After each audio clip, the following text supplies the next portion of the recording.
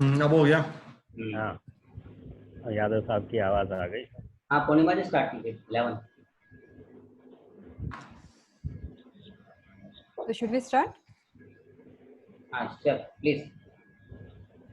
Yeah.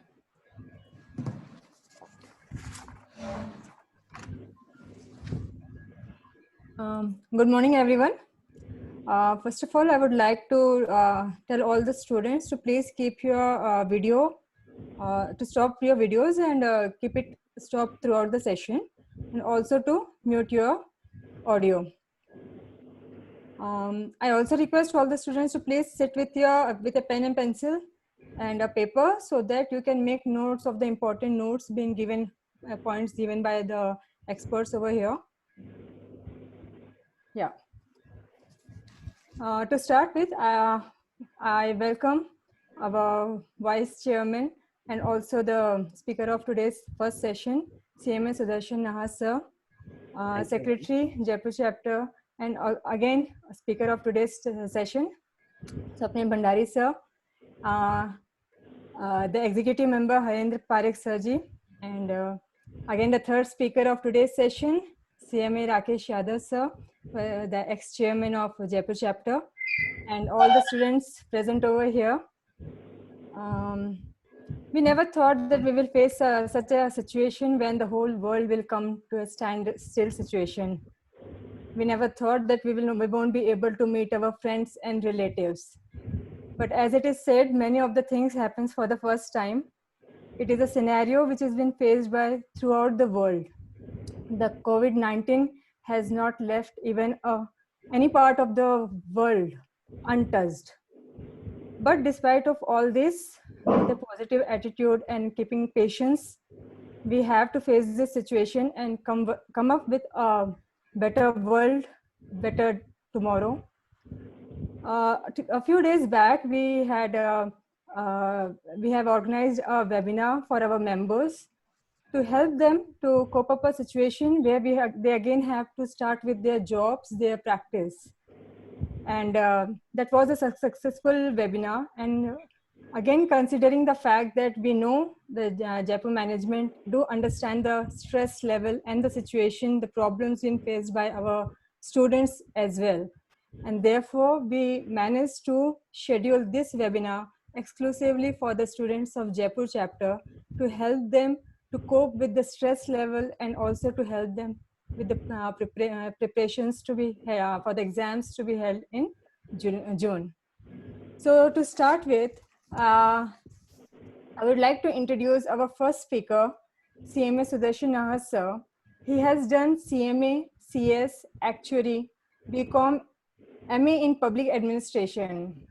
He has a teaching experience in our Jaipur chapter and also in CA chapter, as well as ICFAI University. Today, he will be providing his expert advices on foundation subject, mathematics and statistics, inter-subject operation management and strategic management, and final subject cost and management audit. Over to you, sir. Thank you, ma'am. Hello, students.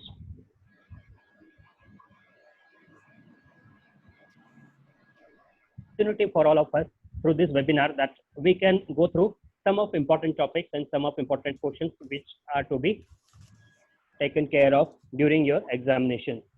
So examinations are going to be held in July, and near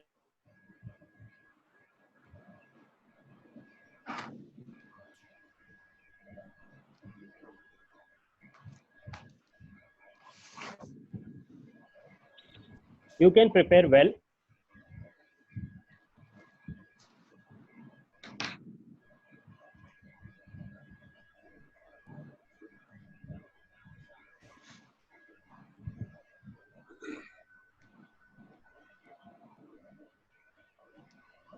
Skills preparation. Your course is such that this paper tests your skills, technical skills.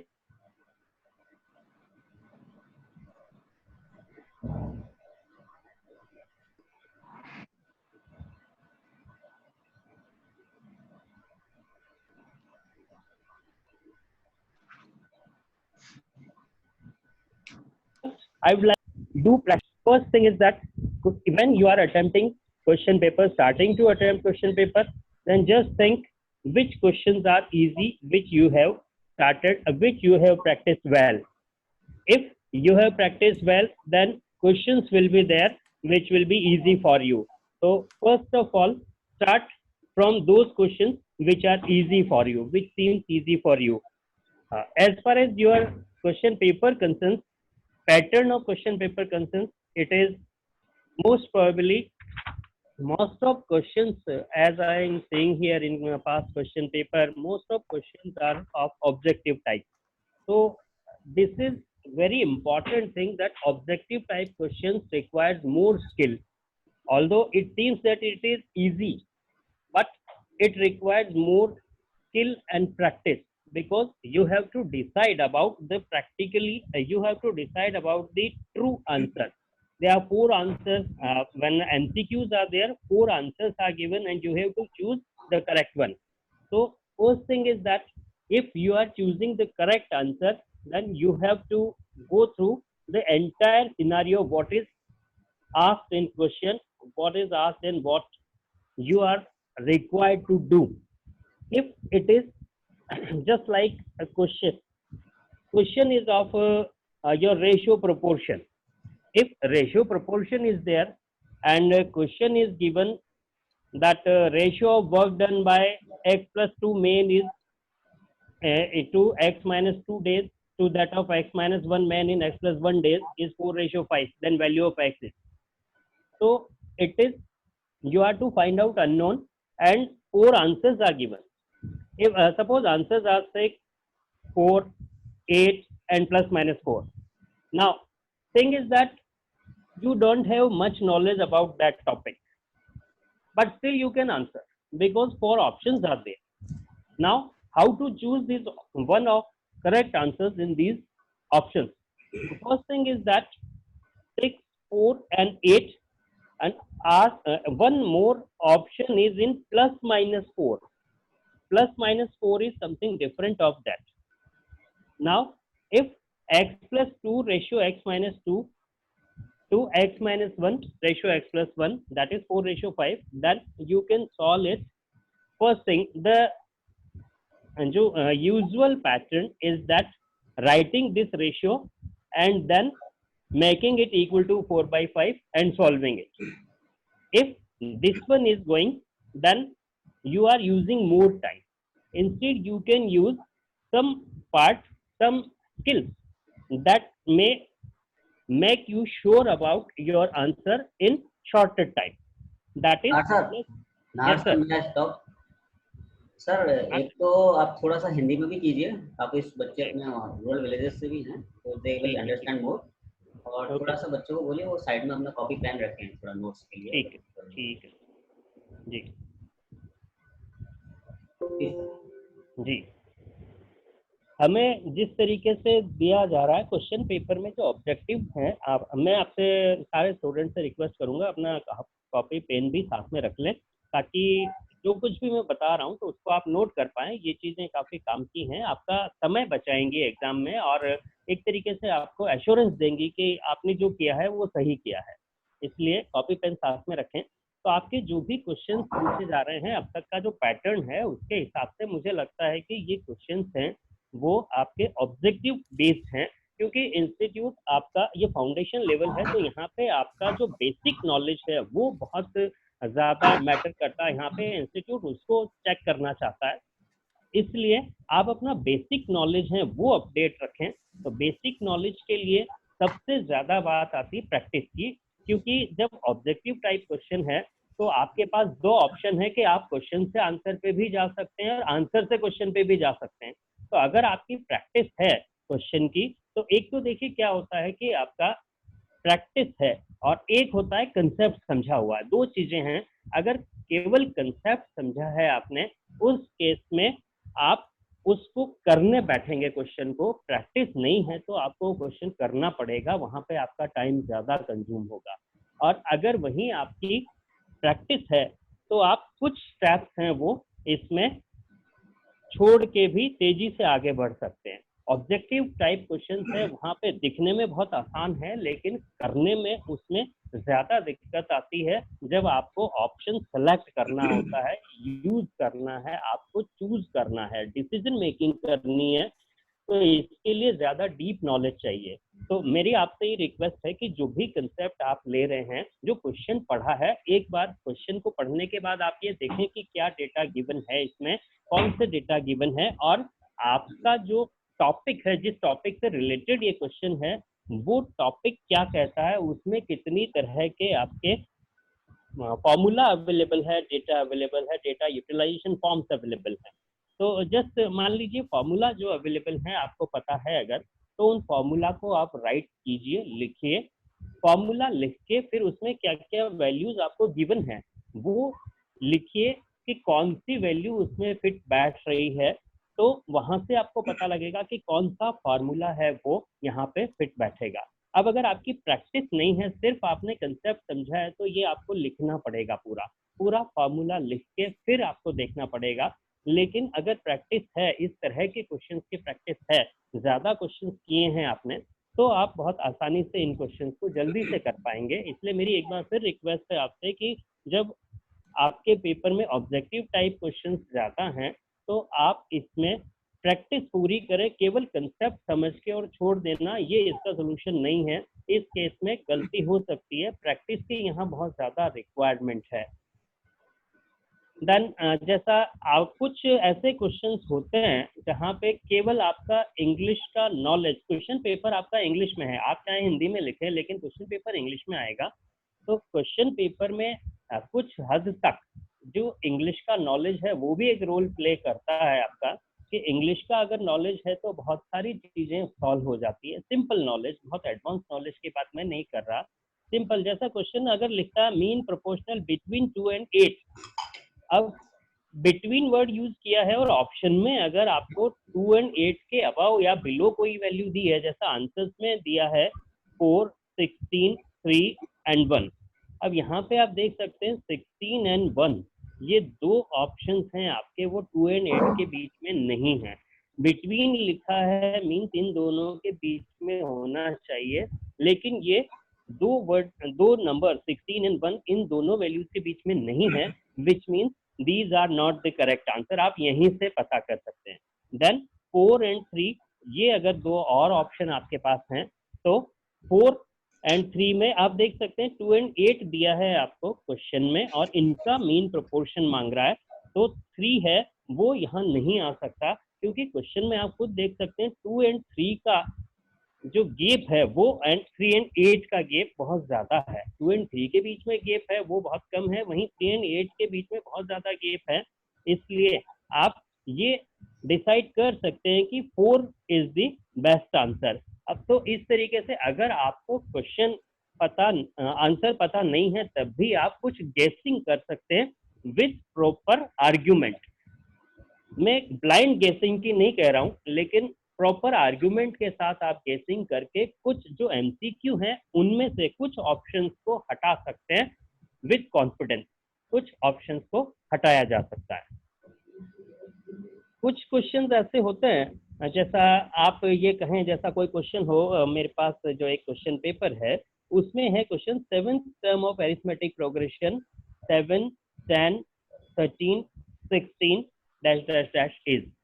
अब आप देखिए इसमें first thing, अगर basic knowledge है आपका तो आप formula में जाएंगे, फॉर्मूला लिखेंगे, nth टर्म का फॉर्मूला लिखेंगे, फिर उसमें जो वैल्यूज गिवन है वो आप पुट करके और फाइनल आंसर निकालेंगे। उसमें टाइम लग सकता है, बजाय इसके अगर आपकी कैलकुलेशन थोड़ी फास्ट है तो आप देख सकते हैं 4 वैल्यूज तो दी हुई है ही हैं, और जब एपी कहा है, अरिथमेटिक प्रोग्रेशन है, तो डी जो है आपका वो की पॉइंट है, की फैक्टर है, इसका डी निकाल के अगर आप आगे जोड़ देते हैं 2 बार और, तो आपको फाइनल आंसर मिल जाएगा। तो इस तरीके से भी आप क्वेश्चंस कर सकते हैं। तो जहां आपको क्वेश्चन के बारे में आप श्योर नहीं हैं, तो वहां इस तरीके से लॉजिकल रीजनिंग के साथ गेसिंग कर सकते हैं आप, और गैस से इससे भी क्वेश्चन सॉल्व कर सकते हैं। और जिस तरीके से क्वेश्चन है आपके यहाँ पे मैं देख रहा हूँ, इसमें ऑब्जेक्टिव पार्ट में एमसीक्यू के साथ में कुछ ट्रू फॉल्स भी हैं। तो ट्रू फॉल्स क्वेश्चंस हैं, उनमें आपको ध्यान रखने की जरूरत है कि क्वेश्चन में क्या लिखा है, आपको वो ध्यान से पढ़ना है। जो क्वेश्चन कह रहा है उसके अकॉर्डिंग क्या क्या रिक्वायरमेंट है वो सारा आपको देखना है, वहां से डेटा रिट्रीव करना है, मेंटल रिट्रीव ऑफ डेटा कि क्या क्या फॉर्मूला अवेलेबल है, किस तरीके के डेटा गिवन है, अकॉर्डिंगली क्या सही हो सकता है, क्या सही नहीं हो सकता है। कुछ क्वेश्चंस हैं आपके, जैसा कुछ क्वेश्चन ऐसे हैं आपके, जैसा value of x when 2 power x equal to 3 power x. अब इस टाइप के क्वेश्चन अगर हैं तो वहां पे आप देख सकते हैं कि सीधा आंसर से क्वेश्चन पे जाएं आप। ये बहुत बड़ी स्किल होती है कि जो ऑब्जेक्टिव एमसीक्यू है उसमें क्वेश्चन से आंसर पे जाना है या आंसर से क्वेश्चन पे जाना है, क्योंकि ये भी आपकी टाइम स्किल होती है। एक तो टाइम सेविंग स्किल है, दूसरा क्वेश्चन सही करा सकती है, क्योंकि अगर आप क्वेश्चन से आंसर पे जाने में इजी फील नहीं कर रहे हैं, आपको नहीं आ रहा है, तो वहां पे आप आंसर से क्वेश्चन पे भी जा सकते हैं।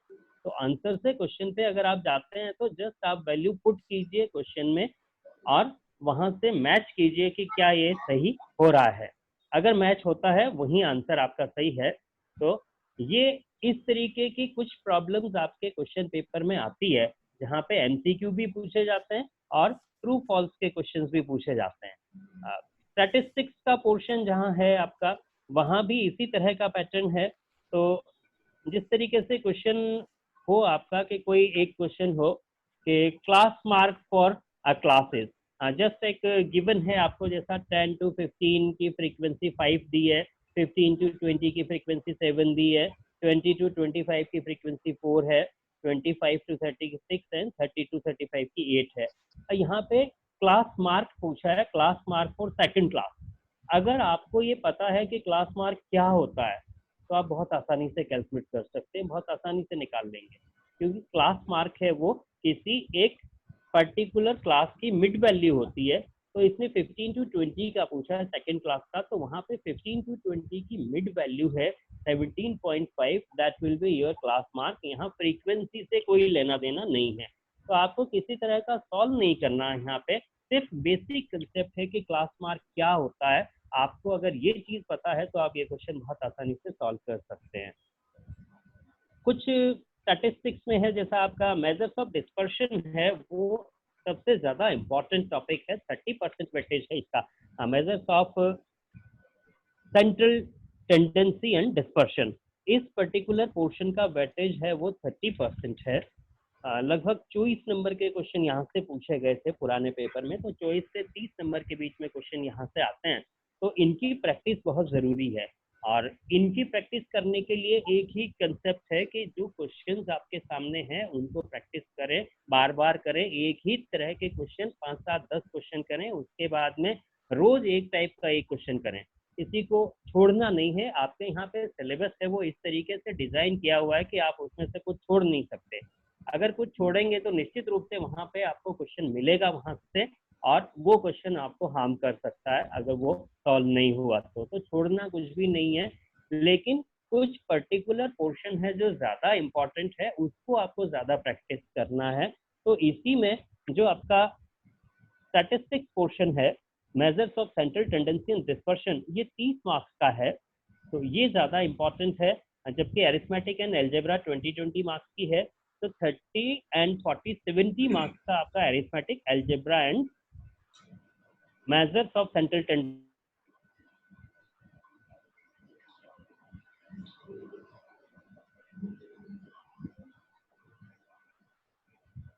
आप इस तरीके से फोकस करना है, अपनी स्टडीज प्लान करनी है कि किस जगह आपको ज्यादा फोकस करना है और किस जगह कम ध्यान देना है, क्योंकि हर चीज को बराबर ध्यान देना कुछ मुश्किल हो जाता है, हमारे यहाँ सिलेबस वास्ट होता है। तो हालांकि मैथमेटिक्स का जो पोर्शन है बहुत लंबा नहीं है, लेकिन टेक्निकल है और नॉन मैथमेटिकल स्टूडेंट्स हैं उनके लिए ये कुछ लंबा लग सकता है। तो इसलिए इसका एक सोल्यूशन है कि जहाँ पे ज्यादा वेटेज है उसको आप ज्यादा टाइम दें। अभी आपके पास सफिशिएंट टाइम है, रोज अगर आप 5-6 घंटा 7 घंटे स्टडी करते हैं तो बहुत आसानी से क्रैक कर सकते हैं फाउंडेशन को। तो इसमें आपको मैथमेटिक्स के पोर्शन में जो है एरिथमेटिक एंड एल्जेब्रा उस पर ज़्यादा फोकस करना है, और स्टैटिस्टिक्स में measures of central tendency and dispersion इस पे ज़्यादा फोकस करना है। इनमें बेसिक प्रॉपर्टीज है उसका ध्यान रखना है आपको, बेसिक फार्मूला है उनका ध्यान रखना है। तो मेरा सजेशन ये है कि जितने फार्मूला हैं आपके यहाँ पे measures of central tendency and dispersion के जितने फार्मूला हैं उन सबको आप, उन सभी को जो भी फॉर्मूला आपके पास हैं उन सबको आप लिख लीजिए एक जगह, और फिर जब फॉर्मूला लिख लिए हैं तो उनको डेली एक बार देखिए। देखने के बाद में आपको कहीं लगता है कि कुछ प्रॉब्लम आ रही है, कुछ भूल रहे हैं आप, तो उसको दोबारा देख के लिखिए, और रोज आप इन फॉर्मूला को प्रैक्टिस करें। एक बार लिख लें दिन में, और जो कुछ भी आप अब तक पढ़ चुके हैं उसका सिर्फ एक बार आप क्वेश्चन करें। एक दिन का एक क्वेश्चन पुराना भी कर लेते हैं तो आप 10 दिन में सारे क्वेश्चन एक एक बार कर चुके होंगे। तो वो आपकी बात है कि सिलेबस आपके माइंड से निकलेगा नहीं। तो जो ऑब्जेक्टिव क्वेश्चंस हैं, आपका फाउंडेशन का पैटर्न है, उसके हिसाब से ध्यान रखने की बात है कि whether to go from question to answer और from answer to question in MCQ depends on practice. ये चीज़ प्रैक्टिस पर डिपेंड करती है। देन जो आपकी कैलकुलेशन स्किल्स है उस पर डिपेंड करता है कि आप कितना फास्ट कर पाते हैं। देन लैंग्वेज और वर्डिंग ऑफ क्वेश्चंस हैं उस पर ध्यान दीजिए। आप लैंग्वेज पे अगर ध्यान देते हैं तो आपकी बहुत सारी चीजें क्लियर हो जाएंगी, क्योंकि लैंग्वेज में ही कुछ ऐसा छुपा हुआ होता है कि आपको बहुत सारी चीजें पता लग जाती है कि ये हो सकता है या नहीं हो सकता है। देन अगर आप गेसिंग कर रहे हैं, कोई क्वेश्चन आपको नहीं आ रहा है तो आप अगर गेस करना चाह रहे हैं तब भी उसकी कुछ सोच के फिर गेस कीजिए। ऑड वन आउट है एक तरीके से, वो देखिए। अगर कोई चीज आपको लगती है कि ऑड वन आउट है, ये ऑड है, दूसरों से अलग दिख रहा है, तो उसको ट्राई करके देखिए, हो सकता है वो आंसर हो। लेकिन सिर्फ हिट एंड ट्रायल बेस पे गैस करना है वो हालांकि आपके यहाँ खतरनाक हो सकता है, क्योंकि क्वेश्चन गलत हुआ तो फिर वो आपको प्रॉब्लम कर सकता है। बेसिक फॉर्मूला है उनको आप लिख लिख के ट्राई कीजिए। हर बार बेसिक फॉर्मूला लिखिए। जब भी क्वेश्चन करते हैं, प्रैक्टिस जब कर रहे हैं, तो आप क्वेश्चन कर रहे हैं जब भी, तो उसका फॉर्मूला कौन सा है वो लिखिए, ताकि वो फॉर्मूला आपके जुबान पे आ जाए, आपके दिमाग में फिट हो जाए। तो एग्जाम में जब क्वेश्चन सामने आएगा तो उसमें जो वैल्यूज गिवन है उन्हीं वैल्यूज पे, उन वैल्यू को सीधे सीधे फॉर्मूला में पुट करें आप, और सीधा आंसर निकाल सकते हैं विद कॉन्फिडेंस। तो ये बात जो है फाउंडेशन के मैथमेटिक्स एंड स्टैटिस्टिक्स पेपर के बारे में है। आप जितनी प्रैक्टिस करेंगे उतना ही फास्ट हो पाएगा ये। जैसा प्रोबेबिलिटी का टॉपिक है, थोड़ा टिपिकल टॉपिक लगता है, टेक्निकल है ये। तो अंडरस्टैंडिंग की बात है इसमें कि कंसेप्ट आप कितना समझ पाते हैं। अगर प्रोबेबिलिटी का टॉपिक है उसमें कुछ कंसेप्ट की प्रॉब्लम है, आप समझ नहीं पा रहे हैं प्रोबेबिलिटी का टॉपिक, तो उस पर बहुत ज़्यादा टाइम वेस्ट करने की ज़रूरत नहीं है। आप गाइड ले सकते हैं। आप अपने चैप्टर में जो फैकल्टीज हैं उनसे गाइडेंस ले सकते हैं, अगर नहीं है तो हमसे गाइडेंस ले सकते हैं। लेकिन आप प्रॉपर गाइडेंस लें तभी उसमें जाएं, क्योंकि वो टॉपिक बहुत वास्ट है, अंडरस्टैंडिंग का है। तो अगर आप समझ लेते हैं उसको, बेसिक उसके समझ लेते हैं, तो प्रोबेबिलिटी बहुत आसान है। बेसिक समझ में नहीं आता है तो प्रोबेबिलिटी थोड़ा मुश्किल हो सकता है, इसलिए उसमें समय ज़्यादा लग सकता है। तो टाइम मैनेजमेंट की जहाँ तक बात है, आप सिर्फ फोकस करें। 70 मार्क्स का है एरिथमेटिक और एल्जेब्रा और measures of central tendency and dispersion, इन पे फोकस करें। 70 मार्क्स वेटेज है इनका। इसके अलावा 10 मार्क्स का आपका कोरिलेशन रिग्रेशन भी है, वो भी अच्छा टॉपिक है, जिसमें सीधे सीधे फॉर्मूलाज में वैल्यू पुट करके आप बहुत आसानी से काम कर सकते हैं, तो उसको प्रैक्टिस कर सकते हैं। अगर आपको, क्योंकि उसमें फॉर्मूला है जिन उन पे डायरेक्ट क्वेश्चन आता है, क्वेश्चन पेपर में आपके सीधे सीधे क्वेश्चन आते हैं जहां उनको फॉर्मूला में रखा जा सकता है। तो फॉर्मूला की प्रैक्टिस है। कोरिलेशन रिग्रेशन में आप फॉर्मूला प्रैक्टिस करें, जो भी क्वेश्चन करें उसके साथ में फॉर्मूला जरूर लिखें। तो आपको फॉर्मूला, एक फॉर्मूला को अगर आपने 4-5 बार लिख लिया तो फिर उसकी कोई प्रॉब्लम नहीं आएगी आपको। आगे आप बिना देखे उसको लिख सकते हैं, और जब फॉर्मूला आपके दिमाग में है तो बहुत आसानी से क्वेश्चन देखते ही आप उसमें वैल्यू पुट करके आंसर निकाल सकते हैं, जो आपके लिए टाइम सेविंग भी होगा। तो बड़े क्वेश्चन है वो कम आते हैं आपके पेपर में, और छोटे क्वेश्चन ज़्यादा आते हैं। तो आप ये छोटे क्वेश्चन हैं वो बहुत बेसिक क्वेश्चन होते हैं, इसलिए बेसिक पे जरूर ध्यान रखिएगा आप। बेसिक जब तक क्लियर नहीं है तब तक ये क्वेश्चन हो नहीं पाते हैं, तो बेसिक जरूर क्लियर कीजिएगा। अगर क्लियर नहीं है तो आप डिस्कशन कीजिए, आपस में फ्रेंड्स में डिस्कशन कर सकते हैं, फ्रेंड्स में नहीं है तो एक्सपर्ट से डिस्कशन कर सकते हैं, अपने फैकल्टी हैं उनसे डिस्कशन कर सकते हैं, आप हमसे डिस्कशन कर सकते हैं। इस पर्टिकुलर पेपर मैथमेटिक्स के लिए आप मेरे साथ डिस्कशन कर सकते हैं अगर आपको ज़रूरत है। आपको चैप्टर से इंफॉर्मेशन सारी मिल जाएगी, जो कुछ भी आप जानना चाहेंगे हमारे बारे में, अगर कॉन्टैक्ट नंबर या और कोई आप जानना चाहें, मेल आईडी सारा मिल सकता है, चैप्टर से प्रोवाइड करा दिया जाएगा। तो जो फाउंडेशन है उसमें मैं इतना ही कहना चाहूँगा कि मैथमेटिक्स पर्टिकुलर इस पेपर के लिए आपको तैयारी करनी है तो जो 4 टॉपिक मैंने बताए हैं, arithmetic, algebra and measures of central tendency and dispersion, इन पे फोकस कीजिए, निश्चित रूप से ये पेपर आपको स्कोर देगा। तो नेक्स्ट मैं इंटरमीडिएट के पेपर की तरफ आना चाहूँगा। इंटरमीडिएट पेपर है, उसमें operations management, strategic management, intermediate course का operations management and strategic management, इस पेपर के बारे में मैं डिस्कस करना चाहूँगा, क्योंकि ये पेपर बहुत एक ऑफ द स्ट्रीम पेपर है, क्योंकि हमारा बैकग्राउंड है 95% हमारे स्टूडेंट्स हैं कॉमर्स बैकग्राउंड से हैं, तो हमारे लिए एक ऑफ द स्ट्रीम है, ऐसा हमने कभी पढ़ा नहीं है। कई बार ऐसा जब मैं क्लास में होता हूँ तो मुझसे पूछा जाता है कि ये पेपर आखिर लगाया क्यों गया ऑपरेशन मैनेजमेंट का।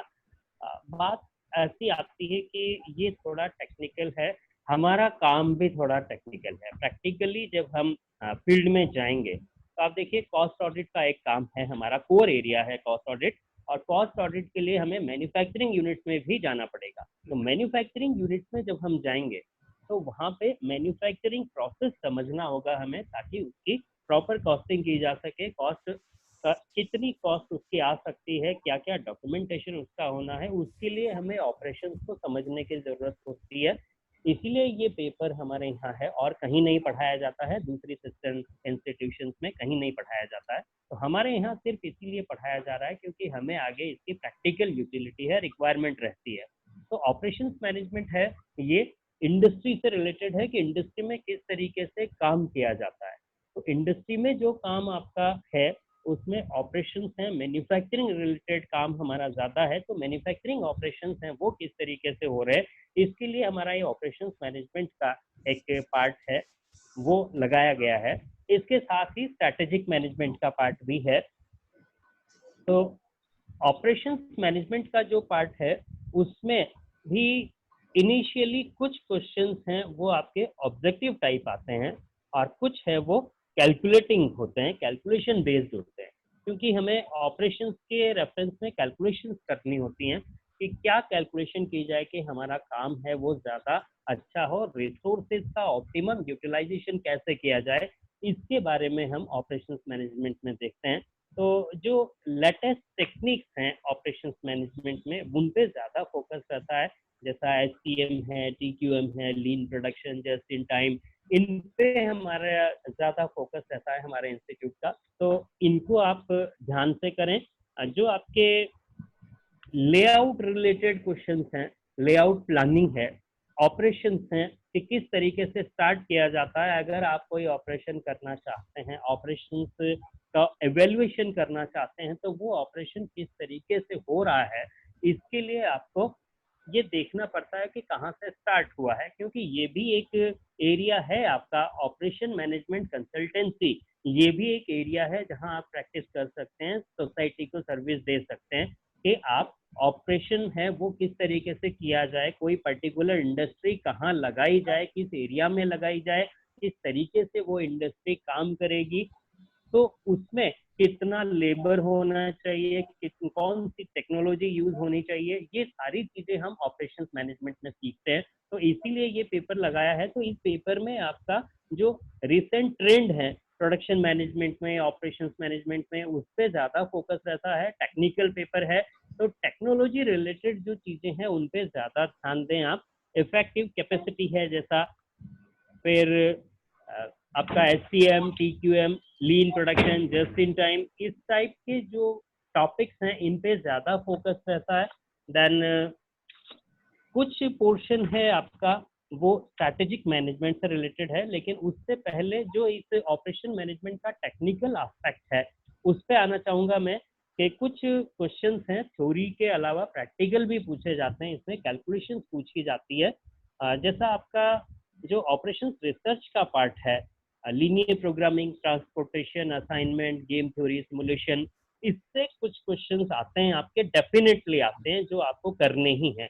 इसके अलावा जैसा ब्रेकडाउन, पोस्ट ब्रेकडाउन मेंटेनेंस है, तो ये मेंटेनेंस रिक्वायरमेंट पे क्वेश्चन हमेशा बनते हैं। तो आपको जो स्लैक रूल्स है, क्रिटिकल रेशियो रूल हैं, वर्कशॉप रूल्स हैं, इन पे क्वेश्चन बनते हैं। तो इन चीजों का ज्यादा ध्यान रखना है कि ये जो आपका linear programming, transportation, assignment, game theory, simulation, sequencing, इस टाइप के क्वेश्चन हैं, इन पे आपको ध्यान रखना है। यहाँ से क्वेश्चन अक्सर मिलते हैं, इनकी प्रैक्टिस करनी है। यहाँ से प्रैक्टिकल क्वेश्चन मिलते हैं। थ्योरी है वो आपकी जो लेटेस्ट टेक्निक्स हैं उन पे बेस्ड थ्योरी आती है, और जो आपका ऑपरेशन रिसर्च का पार्ट है वहां से प्रैक्टिकल क्वेश्चन आते हैं। तो प्रैक्टिकल क्वेश्चंस जो आते हैं उनमें मेंटेनेंस मैनेजमेंट पे आप फोकस कीजिएगा, वहां से क्वेश्चन जरूर मिलता है। बड़ा क्वेश्चन लगभग 8 मार्क्स का या 6 मार्क्स का क्वेश्चन आपको जरूर मिलेगा मेंटेनेंस मैनेजमेंट से, तो आप उसकी जरूर प्रैक्टिस कीजिए। उसके बाद में वर्कशॉप डिस्पैच रूल है, जॉब शॉप डिस्पैच रूल है, वहां से आप क्वेश्चन जरूर मिलेगा आपको, उसकी अच्छी प्रैक्टिस कीजिए। देन जो आपका basic average number of machinist हैं या इस तरह के क्वेश्चन, मशीन रिलेटेड क्वेश्चन हैं, वो ज्यादा आते हैं। मशीन कैपेसिटी यूटिलाइजेशन है वो कैलकुलेट करना, उसके बारे में ज्यादा पूछा जाता है, तो आप उसको ले सकते हैं, इन पे जरूर फोकस करें। देन स्ट्रैटेजिक मैनेजमेंट की अगर मैं बात करूं, इसी का सेकंड पार्ट है आपका, तो उसमें थ्योरेटिकल पोर्शन है पूरा, तो वहां पे spot analysis, BCG analysis, pastel analysis, portfolio analysis, ये सारी चीजें आपको बहुत ध्यान से करनी है। इन पे बेस्ड क्वेश्चन अक्सर आते हैं। बेसिक आप विजन से स्टार्ट करें, vision, mission, objective, then final ultimate goal, यहाँ से स्टार्ट करें और एनालिटिकल स्किल्स हैं वहां तक जाएं। तो इसमें थ्योरी जो है पूरा थ्योरेटिकल पार्ट है, तो स्ट्रैटेजिक बिजनेस यूनिट्स हैं उन पे ज्यादा फोकस किया जाता है इसमें। फिर स्वॉट analysis, BCG matrix, McKinsey 7S framework, PESTLE analysis, इन पे ज्यादा फोकस किया जाता है। इन चीजों पे पूरा ध्यान दें आप। और विजन, मिशन, स्पॉट, इनसे बहुत बड़ा पोर्शन आता है पेपर में, तो ये इन चीजों को आप बहुत अच्छे से ध्यान दें, इन पे लिखें। और जो पेपर में लिखना है, तो अगर ये पूछा है कि discuss the area of attention for स्वॉट अप्रेजल, अगर इस तरह का पूछा है तो स्वॉट एनालिसिस क्या है सिर्फ इतना सा बता के नहीं छोड़ देना है, उसकी एक प्रैक्टिकल एप्लीकेशन कहीं ना कहीं से आपको लिखनी पड़ेगी। क्वेश्चन पूछने का पर्पस क्या है वो आप डिसाइड कीजिए। अगर ये पता लग गया आपको कि क्वेश्चन क्यों पूछा गया है, तो बेसिकली आप उसका जवाब दे पाएंगे। एग्जामिनर जो चाहता है, बीइंग एन एग्जामिनर, मैं भी एक एग्जामिनर हूँ आप ही के इन्हीं पेपर्स का, तो मुझे जो लगता है इंस्टीट्यूट जो चाहता है वो यही चाहता है कि जो पूछा गया है उसका नट शेल में जवाब दिया जाए। बहुत लंबा चौड़ा आपको नहीं लिखना है, लेकिन जो पूछा है उसके प्रैक्टिकल यूटिलिटी, प्रैक्टिकल एस्पेक्ट भी आपको देना है। ये बात पक्की है, इंस्टीट्यूट ये चाहता है। तो जो थ्योरेटिकली आप लिख रहे हैं, स्वॉट एनालिसिस लिख रहे हैं, तो strength, weakness, opportunity and threat, ये 4 चीज लिख दी आपने, लेकिन इनके एग्जाम्पल्स जरूर दीजिएगा कि स्वॉट क्या, स्ट्रेंथ क्या है, वीकनेस कौन सी है, अपॉर्चुनिटीज कौन सी है, थ्रेट्स कौन सी हैं, और वो क्यों है, कौन से स्टेक होल्डर्स हैं जिनको ये इम्पैक्ट करेगी, ये चीज आपको लिखनी है।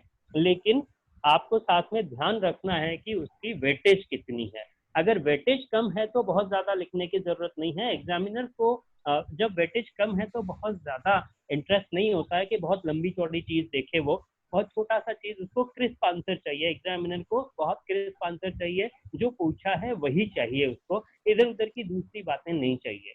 तो जो पूछा है वो लिखिए, साथ में उसकी प्रैक्टिकल यूटिलिटी लिखिए, बस इतना सफिशिएंट होगा।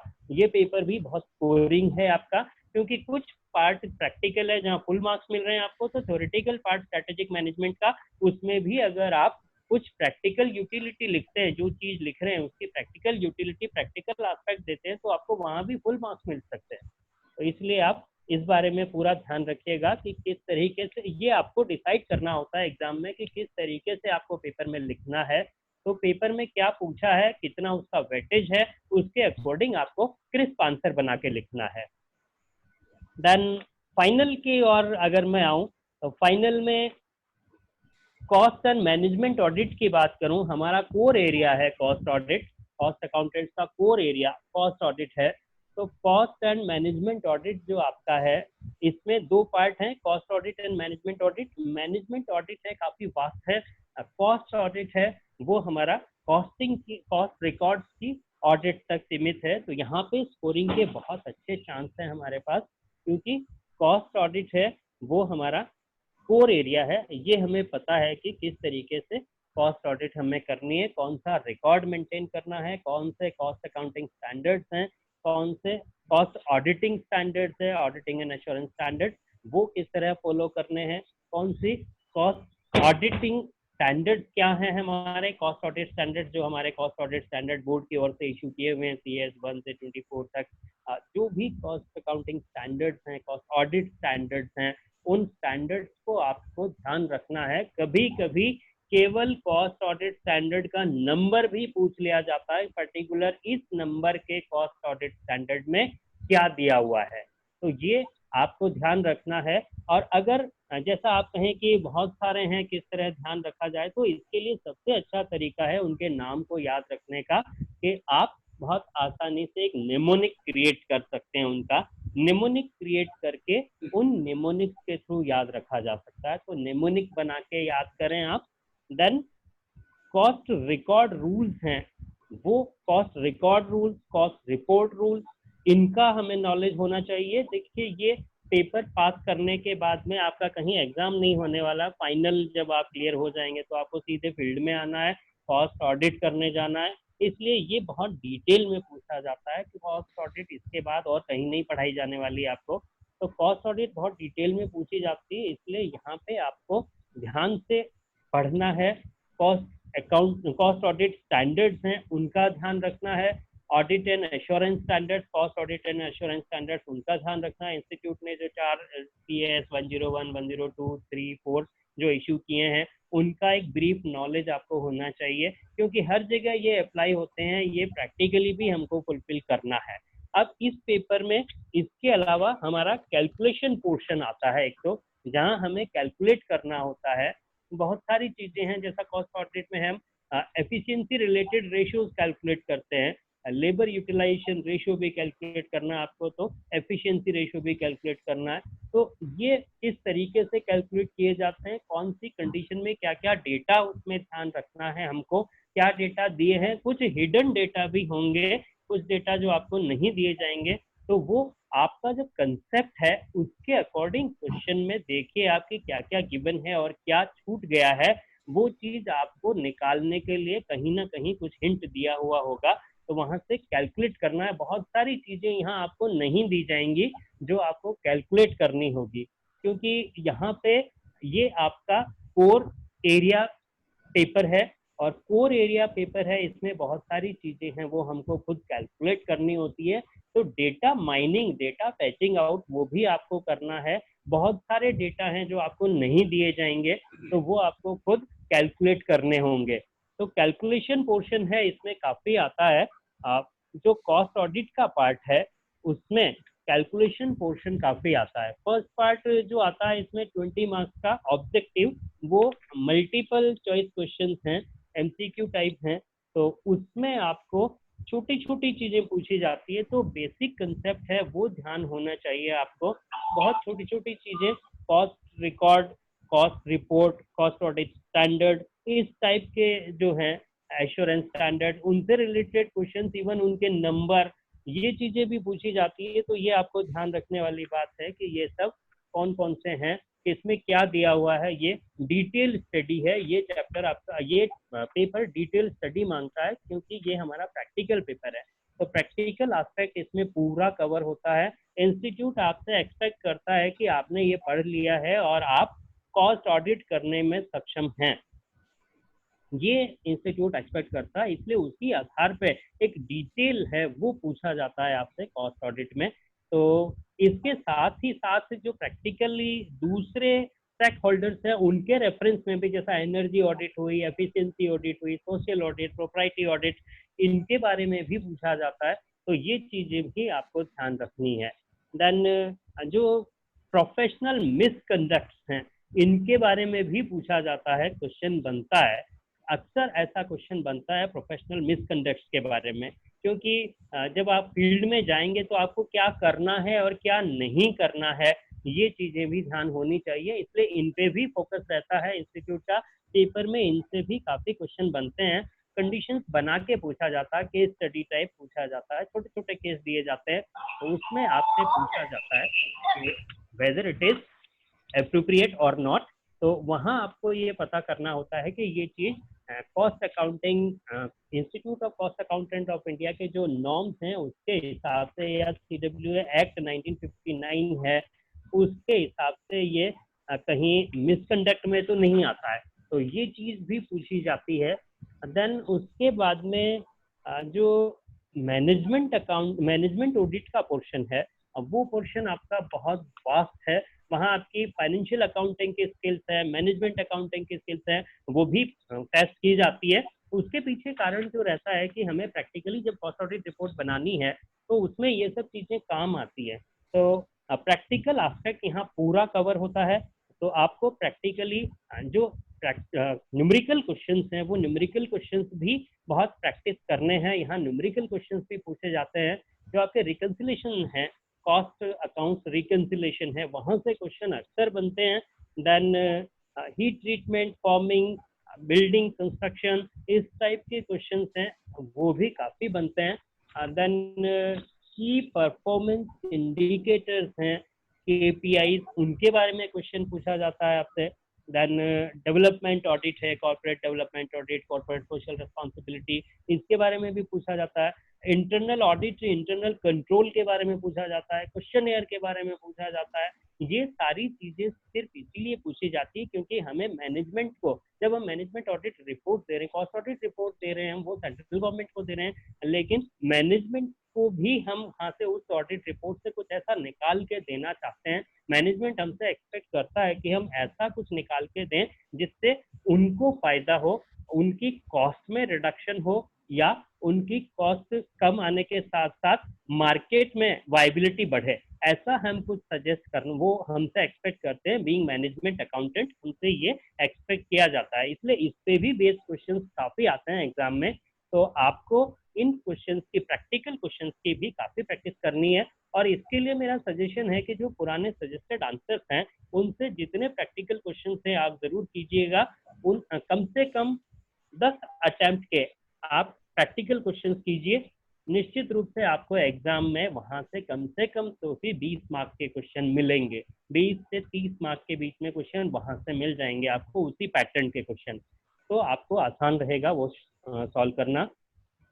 कुछ टेक्सटाइल इंडस्ट्री से रिलेटेड हैं क्वेश्चन, स्पेसिफिक क्वेश्चंस हैं, वो अक्सर पूछे जाते हैं, जैसा आपका wastage ratio waste multiplier factor निकालने के क्वेश्चंस हैं। इस टाइप के क्वेश्चन अक्सर पूछे जाते हैं क्योंकि टेक्सटाइल इंडस्ट्री में हमारा काफी काम होता है, तो जो प्रैक्टिकल एस्पेक्ट है इंडस्ट्री में उसके हिसाब से ये पेपर डिजाइन किया गया और इसी हिसाब से पूछा जाता है। इसलिए आपको एग्जाम में जो प्रैक्टिस, एग्जाम के लिए प्रैक्टिस करनी है वो इसी हिसाब से करनी है कि जो भी हमारी मैनेजमेंट स्किल्स हैं वो भी यहाँ पूछी जाती है, जो हमारी फाइनेंशियल स्किल्स हैं वो पूछी जाती है। तो आप चाहे रेशियो एनालिसिस से आपसे करंट रेशियो निकालना भी पूछा जा सकता है, तो क्विक रेशियो निकालना भी पूछा जा सकता है, रिटर्न ऑन कैपिटल एम्प्लॉयड निकालना भी पूछा जा सकता है, क्योंकि मैनेजमेंट ऑडिट के पार्ट है ये सारे। मैनेजमेंट को हम ये इंफॉर्मेशन भी दे सकते हैं कि आप किस तरह की अपने फाइनेंशियल रिसोर्सेज को किस तरह यूज कर रहे हैं, किस तरह यूज करना चाहिए और किस तरीके की स्किल्स आप यूज कर सकते हैं, तो ये सब हमसे एक्सपेक्ट किया जाता है। इसलिए आप हमेशा ये कोशिश करें कि जो भी क्वेश्चन आप कर रहे हैं वहां पे जो पूछा है वो देने के साथ साथ में अगर प्रैक्टिकल उसका कोई इम्प्लीकेशन आता है तो वो भी आप वहां पे मेंशन करें। देन फाइनली मैं इतना ही कहना चाहूंगा कि कॉस्ट ऑडिट का पेपर है आपका वो प्रैक्टिकल है, इंडस्ट्री को ध्यान में रख के डिजाइन किया गया है, इसलिए जो कुछ भी पूछा जाता है तो उसका प्रैक्टिकल एस्पेक्ट लेके फिर सॉल्व करें, बहुत आसानी से आप ये पेपर स्कोर कर सकते हैं। इसमें प्रैक्टिकल मैथमेटिकल कैलकुलेशन के क्वेश्चंस भी काफ़ी आते हैं, और मैनेजमेंट ऑडिट वाला पार्ट है, उसमें आपकी दूसरी स्किल्स जितनी हैं, मैनेजमेंट अकाउंटिंग स्किल है, फाइनेंशियल अकाउंटिंग स्किल है, वो भी टेस्ट होती है, तो उनको भी आपको प्रैक्टिस करना है। और इसका सबसे अच्छा तरीका है कि आपका जो स्टडी मटेरियल है उसमें जो क्वेश्चन दिए हुए हैं प्रैक्टिकल क्वेश्चन, वो सारे सॉल्व कीजिए। अभी भी आपके पास टाइम है, रोज 2-3 क्वेश्चन आप सॉल्व कीजिए स्टडी मटेरियल से, और जो पुराने सजेस्टेड आंसर्स हैं 2-3 क्वेश्चन आप वहां से निकालिए। तब तक अभी आपके पास जो टाइम है 1-1.5 महीने का टाइम और है अभी पढ़ने का, उसके बाद 10 दिन 15 दिन आप प्रैक्टिस के लिए ले सकते हैं। तो 1 महीना कम से कम अभी और आपके पास अवेलेबल है, इसमें ये प्रैक्टिस कीजिए। मेन फोकस है, मेरा कहने का ये मतलब है कि आप कॉस्ट अकाउंटिंग स्टैंडर्ड्स हैं उन पे फोकस कीजिए, कॉस्ट ऑडिटिंग स्टैंडर्ड्स हैं, कॉस्ट ऑडिट एश्योरेंस स्टैंडर्ड्स हैं, उन पे आप फोकस कीजिएगा, और जो प्रैक्टिकल्स हैं उन पे फोकस कीजिए। निश्चित रूप से ये पेपर आपको काफी स्कोर देगा। Wish you all the best for your exam. Thank you. Over to Purnima ma'am. Yeah. Thank you very much, sir, for your valuable advices. Now, the next speaker for today's session is CMA Rakesh Yadav, sir. He has been the ex-chairman of Jaipur chapter, and currently he is a renowned faculty at one of the famous institute of Jaipur, that is Vidyasagar Coaching Institute. He will be covering inter-subjects like financial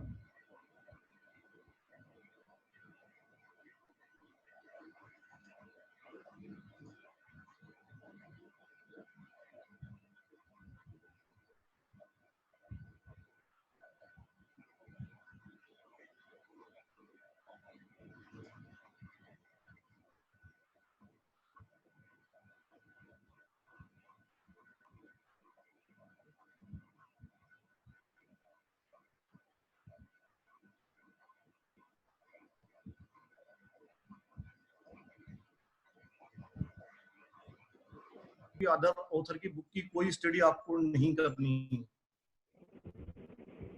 आप दोबारा note कर लें, सिर्फ और सिर्फ जो institute ने जो स्टडी मटेरियल और जो अदर पब्लिकेशन सजेस्टेड आंसर्स या इस तरह के जो और भी पब्लिकेशन इशू किए हैं, सिर्फ उनकी ही स्टडी करनी है।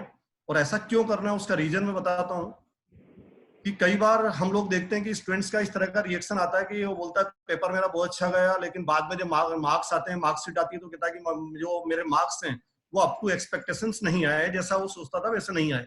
उसके पीछे रीजन ये होता है कि जब वो स्टूडेंट पढ़ता है तो कई बार उसको अलग अलग ऑथर्स की सजेस्ट कर दी जाती है और वो अल्टरनेट वे से क्वेश्चन को सोल्व करना सीख जाता है।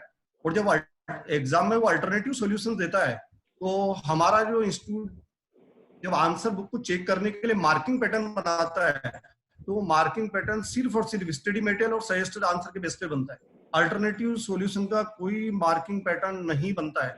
अब जब कोई मार्किंग पैटर्न अल्टरनेटिव सॉल्यूशन से नहीं बनता है, तो अगर हमने किसी क्वेश्चन का कोई अल्टरनेटिव सॉल्यूशन दे दिया और वो क्वेश्चन हो सकता है लॉजिकली करेक्ट हो, बट उसके बाद भी हमें उसमें उतने मार्क्स नहीं मिलेंगे जितने मार्क्स मिलने चाहिए, क्योंकि इंस्टीट्यूट ने जो मार्किंग पैटर्न बनाया था आंसर बुक को इवेल्यूएट करने के लिए, उसके अंदर वो अल्टरनेट स्टेप थी नहीं। और वो अल्टरनेट स्टेप नहीं थी तो जो एग्जामिनर है, जो कॉपी को चेक करने वाले जो वो है, वो बेसिकली उन स्टेप्स के मार्क्स आपको नहीं देंगे। तो सबसे पहली मेन चीज, अगर आप अपनी परफॉर्मेंस इंप्रूव करना चाहते हैं तो एक चीज बिल्कुल नोट कर लें कि सिर्फ और सिर्फ इंस्टीट्यूट के पब्लिकेशंस आपको स्टडी करने हैं, और बाकी अदर बुक्स, अदर ऑथर की बुक्स सीएमए एग्जाम को, इंटरमीडिएट, फाइनल या फाउंडेशन को क्लियर करने के लिए अदर बुक्स आपके लिए हेल्पफुल नहीं है।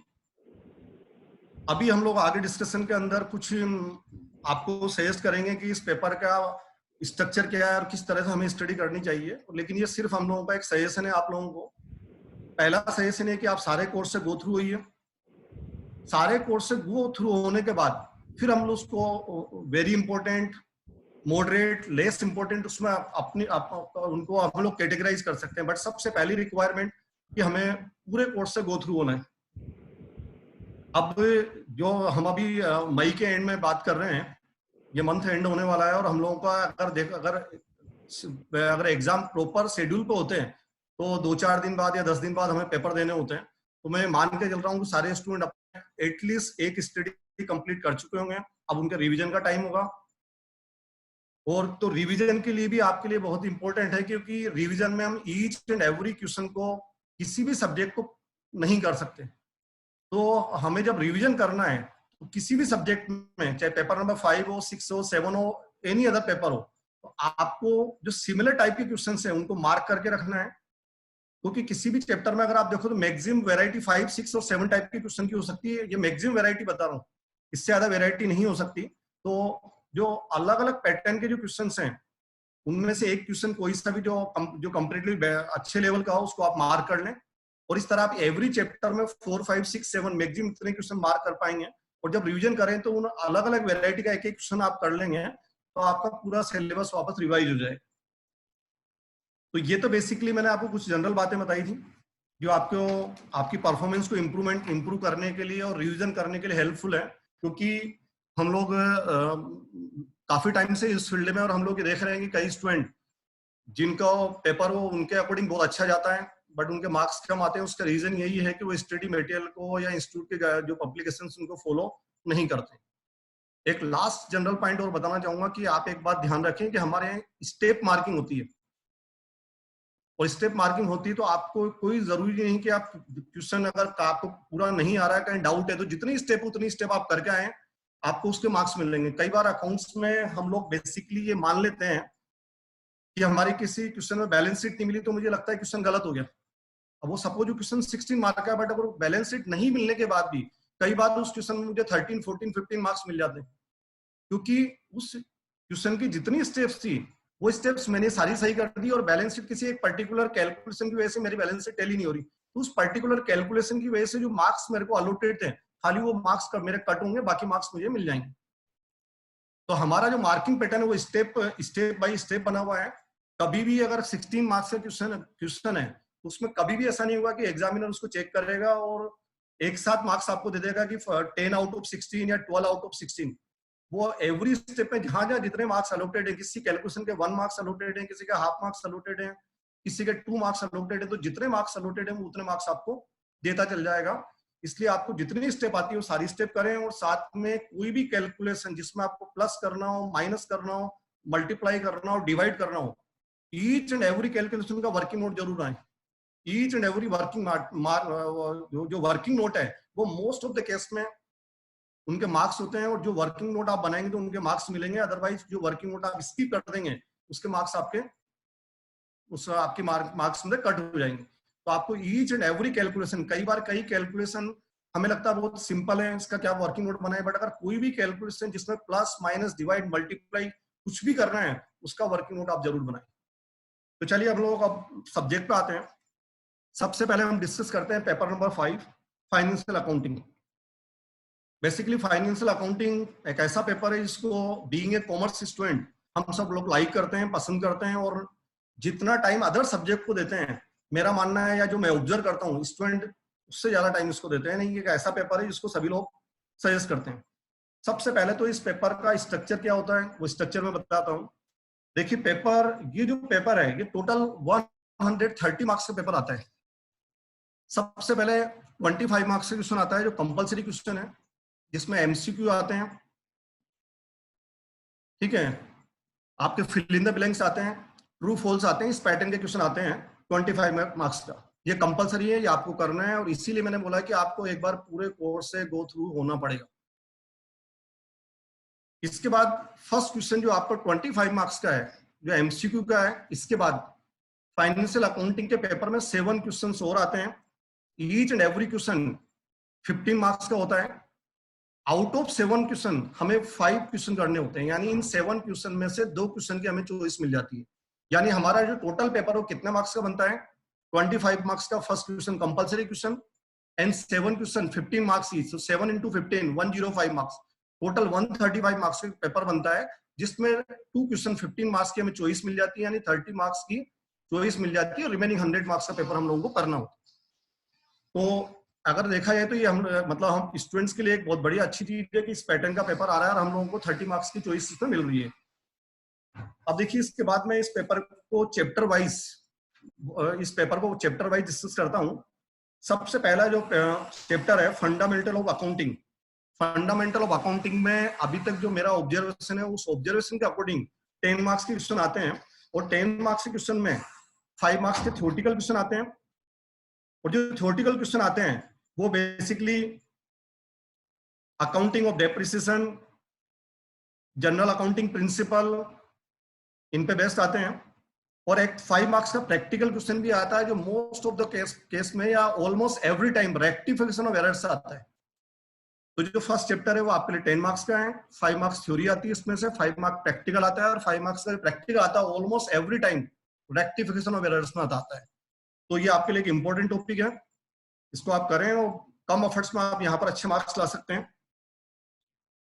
इसके बाद देखिए जो आपका सेकंड चैप्टर है अकाउंटिंग ऑफ स्पेशल ट्रांजैक्शंस। तो इसमें कुछ डिफरेंट टाइप की जो अकाउंटिंग्स हैं उनके अलग अलग टॉपिक आपको दिए गए हैं, या यूं हम कह सकते हैं कि जो 3 और 4 सेपरेट चैप्टर थे उन सबको मर्ज करके एक चैप्टर बना दिया गया है कि अकाउंटिंग ऑफ स्पेशल ट्रांजैक्शंस। तो इसमें बिल ऑफ एक्सचेंज है, कंसाइनमेंट अकाउंटिंग है, जॉइंट वेंचर अकाउंटिंग है, और इंश्योरेंस क्लेम की अकाउंटिंग है। इस चैप्टर में से अभी तक ये ऑब्जर्व किया गया है कि अराउंड 12 मार्क्स के क्वेश्चंस इसमें से आते हैं। इसमें 7 मार्क्स के प्रैक्टिकल क्वेश्चन आते हैं, और जो प्रैक्टिकल क्वेश्चन आता है most of the time insurance claim से आता है, और इंश्योरेंस क्लेम में लॉस ऑफ स्टॉक का क्लेम भी इंक्लूड है और लॉस ऑफ प्रॉफिट का क्लेम भी इंक्लूड है। बट आई थिंक जो मेरा ऑब्जर्वेशन है या स्टूडेंट का जो रिएक्शन है, इंश्योरेंस क्लेम में वो अपना आपको कंफर्टेबल पाते हैं, इसको एक कन्वीनियंट चैप्टर मानते हैं। तो आप डेफिनेटली ये जो 7 मार्क्स आपको यहाँ से मिल रहे हैं उसको जरूर लें। और कभी कभी बिल ऑफ एक्सचेंज पे से प्रैक्टिकल क्वेश्चन आ जाता है। तो जो 7 मार्क्स का प्रैक्टिकल क्वेश्चन आता है वो अभी तक के ऑब्जर्वेशन के according maximum time insurance claim में से आया है, या फिर कभी कभी बिल ऑफ एक्सचेंज में से आ जाता है। और 5 मार्क्स की इसमें थ्योरी भी नॉर्मली आ जाती है, और जो थ्योरी आती है थ्योरी के अंदर बहुत फ्रिक्वेंटली जो क्वेश्चन पूछा गया है difference between sale and consignment. तो आप इसको नोट कर लें, difference between sale and consignment. तो देखिए फाइनेंशियल अकाउंटिंग के अंदर अभी तक हमने चैप्टर नंबर 1 और चैप्टर नंबर 2 को डिस्कस किया। चैप्टर नंबर 1 में से नॉर्मली 10 मार्क्स के क्वेश्चन आते हैं, चैप्टर नंबर 2 में नॉर्मली 12 मार्क्स के क्वेश्चन आते हैं। इसके बाद हम लेते हैं चैप्टर 3 जो कि सबसे इंपॉर्टेंट चैप्टर है, प्रिपरेशन ऑफ फाइनेंशियल स्टेटमेंट। ये अगर आप लास्ट पेपर्स की ऑब्जर्वेशन देखें, लास्ट 4, 5, 6 अटेम्प्ट की, तो वी कैन से कि ये अराउंड 22 मार्क्स का पेपर चैप्टर 3 में से आता है। चैप्टर 3 के अंदर 3 अलग अलग टॉपिक इंक्लूड है, preparation of financial statement of profit oriented organisation, preparation of financial statement of non profit organisation, and preparation of final statement from incomplete reports. इसमें अभी तक ये देखा गया है कि जो चैप्टर नंबर 3 और 4 है, चैप्टर नंबर 3 यानी सेक्शन बी के अंदर जो चैप्टर नंबर 3 है वो preparation of financial statement of profit oriented organisation का है। Chapter number 4 preparation of financial statement of NPO है। तो चैप्टर नंबर 3 और 4 इन दोनों में से एक 15 मार्क्स का practical question almost every time आता है। तो आप इन दोनों चैप्टर को अच्छी तरह प्रिपेयर कर लें, एक 15 मार्क्स का क्वेश्चन आपका बिल्कुल तैयार हो जाएगा। चैप्टर नंबर जो 5 यानी इसी का जो फाइनेंशियल स्टेटमेंट जो सेक्शन बी है, इसी का अंदर जो 3rd चैप्टर है, यानी आपका इंडेक्स का चैप्टर नंबर 5 है, इस सेक्शन का चैप्टर नंबर 3 है, preparation of financial statement for incomplete records. और इसमें से नॉर्मली एक प्रैक्टिकल क्वेश्चन आता है और वो ऑलमोस्ट एवरी टाइम 7 मार्क्स का क्वेश्चन आता है। तो इस तरह से जो प्रिपरेशन ऑफ फाइनेंशियल स्टेटमेंट है जिसमें प्रॉफिट ऑर्गेनाइजेशन है, नॉन प्रॉफिट ऑर्गेनाइजेशन है एंड इनकम्प्लीट रिकॉर्ड, इन तीनों से मिलकर 22 मार्क्स का क्वेश्चन आपको आता है। इसके बाद देखिए चैप्टर नंबर 6 आता है इनकम्प्लीट रिकॉर्ड के बाद, पार्टनरशिप अकाउंट। और this is also one of the very important chapter. Partnership account के अंदर हम लोगों का एडमिशन ऑफ पार्टनरशिप भी है, इसमें डिसोल्यूशन और रिटायरमेंट ऑफ पार्टनर्स भी है एंड डिसोल्यूशन ऑफ पार्टनरशिप भी है। इसके अंदर भी अभी तक ये देखा गया है कि ये चैप्टर अराउंड 20 मार्क्स का आता है। 20 मार्क्स में से 15 मार्क्स का प्रैक्टिकल क्वेश्चन आता है, और प्रैक्टिकल क्वेश्चन एडमिशन पे भी आ सकता है और रिटायरमेंट या डिसोल्यूशन पे भी आ सकता है। और नॉर्मली क्वेश्चन आपका एडमिशन ऑफ पार्टनर्स पे आए या रिटायरमेंट ऑफ पार्टनर्स पे आए, इसके अंदर नॉर्मली हमें partners capital account, revolution account, balance sheet और इन अकाउंट को कंप्लीट करने के लिए कुछ वर्किंग नोट पे कुछ अदर अकाउंट रिक्वायर्ड तो बनाने पड़ते हैं। और कई बार हमारी बैलेंस शीट नहीं मिलती, तो जो मैंने भी आपको बताया था कि हमें लगता है पूरा क्वेश्चन गलत है, बट ये सोचना बिल्कुल गलत है। हो सकता है किसी रीजन से नहीं मिलने के बाद भी आप ऐसे क्वेश्चन में 80-90% तक मार्क्स ला सकते हैं अगर आपकी बाकी की स्टेप सही है तो। तो ये तो आपका इसका प्रैक्टिकल क्वेश्चन हुआ। और कई बार डिजुलेशन का प्रैक्टिकल क्वेश्चन बनता है, तो उसमें हमें पार्टनर्स कैपिटल अकाउंट और रियलाइजेशन अकाउंट वगैरह बनाने पड़ते हैं, तो इनकी आप अच्छी तरह प्रैक्टिस करें। और इसमें भी अगर आप देखेंगे कि टोटल नंबर ऑफ क्वेश्चंस आपको काफी मिल जाएंगे, बट आप जो वेराइटी ऑफ क्वेश्चन अगर आप देखेंगे तो 4 और 5 डिफरेंट टाइप के क्वेश्चन मिलेंगे। तो आप ईच एंड एवरी टाइप के क्वेश्चन का एक एक क्वेश्चन मार्क कर लें, और जब रिवीजन करें तो आप each and every type of question में से 1 क्वेश्चन कर लें, तो सारी कैटेगरी आपकी कवर हो जाएगी। इसके बाद इसमें 5 नंबर का थ्योरी का क्वेश्चन भी नॉर्मली देखा गया आता है, ऑब्जर्व किया गया है। और जो थ्योरी का क्वेश्चन आता है वो एक तो बेसिकली आपसे सेक्शन 37 ऑफ पार्टनरशिप एक्ट पूछ लेता है। इसके अलावा गार्नर वर्सेस मर्रे जो रूल है वो आपसे पूछ लेता है, जो डिजुलेशन के केस में आता है। और sometimes maximum possible loss method, इसको भी थ्योरेटिकली पूछा गया है, जो कि अगर आप देखें तो डिजुलेशन पार्टनर के अंदर जब पीस मिल डिस्ट्रीब्यूशन हम लोग करते हैं तो वहां पर बेसिकली ये मेथड यूज आता है। जो थ्योरी के अंदर मोस्ट ऑफ द टाइम 3 अलग अलग टॉपिक के क्वेश्चन इसमें देखे गए हैं, section 37 of partnership act, Garner versus Murray नियम and maximum possible loss method. तो अगर आप देखें तो चैप्टर नंबर 3, 4, 5, 6, अगर इन चैप्टर को आप अच्छी तरह कर लेते हैं तो अगर आप देखें तो चैप्टर नंबर 3, 4, 5 ये 22 मार्क्स के हैं और 20 मार्क्स का पार्टनरशिप है। तो आपका ऑलमोस्ट 50% पेपर या 42% पेपर आपका यहाँ से कवर हो जाता है। इसके बाद देखिए चैप्टर नंबर 7 है self balancing ledger. Self balancing ledger से नॉर्मली प्रैक्टिकल क्वेश्चन आता है, जो समटाइम 5 मार्क्स का होता है, कभी 6 मार्क्स का होता है। क्योंकि हमारे जो क्वेश्चन आते हैं 15 मार्क्स का, जो मैंने बताया था 7 क्वेश्चन आते हैं, तो इट डजंट मीन कि 50 मार्क्स का एक ही क्वेश्चन आएगा। वो पार्ट में होकर आ सकता है, एक पार्ट 10 मार्क्स का हो सकता है, दूसरा पार्ट 5 मार्क्स का हो सकता है, 1 पार्ट 9 मार्क्स का हो सकता है, सेकंड पार्ट 6 मार्क्स का हो सकता है। तो दिस इज द रीजन कि जो सेल्फ बैलेंसिंग लेजर है इसका क्वेश्चन नॉर्मली किसी दूसरे क्वेश्चन के साथ अटैच होकर आता है। और अभी तक ये देखा गया है कि प्रैक्टिकल में इसका 5 या 6 मार्क्स का क्वेश्चन आता है। और इसमें अगर आप देखें तो समटाइम्स हमें डेटर लेजर बनाने के लिए बोला जाता है, समटाइम्स क्रेडिटर लेजर या बोट लेजर बनाने के लिए बोला जाता है, और समटाइम्स जनरल लेजर बनाने के लिए बोला जाता है। ठीक है। इसके बाद जो नेक्स्ट 2 चैप्टर हैं, chapter number 8 royalty transactions and chapter number 9 hire purchase system and instalment system. इन दोनों चैप्टर में से नॉर्मली 8 मार्क्स का एक प्रैक्टिकल क्वेश्चन आता है। तो अगर आप ये दोनों चैप्टर देख ले, तैयार कर लेते हैं, तो आप एक प्रैक्टिकल क्वेश्चन इसमें मिल जाएगा आपको।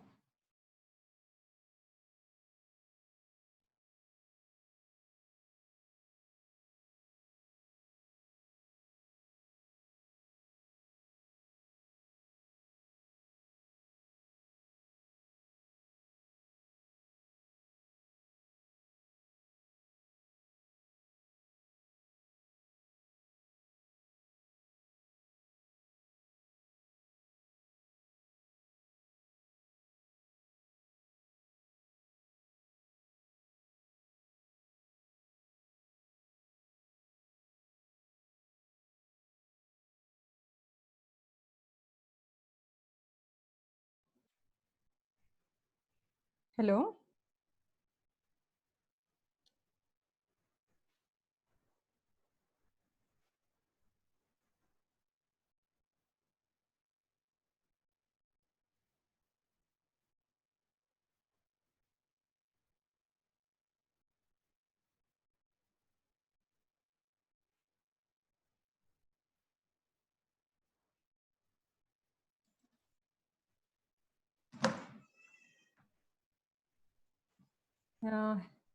Yes, sir. Rakesh, sir.